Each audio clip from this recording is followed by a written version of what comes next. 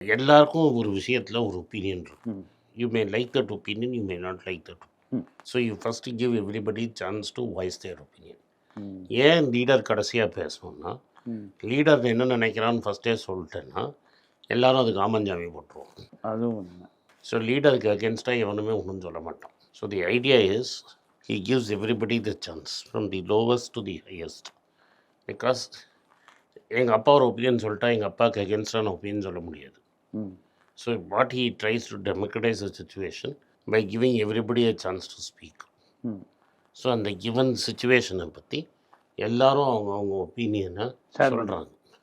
And he patiently hears that opinion. அந்த ஒப்பீனியனை வந்து அவர் எல்லார் ஒப்பீனியனையும் கேட்டுக்கிறார்.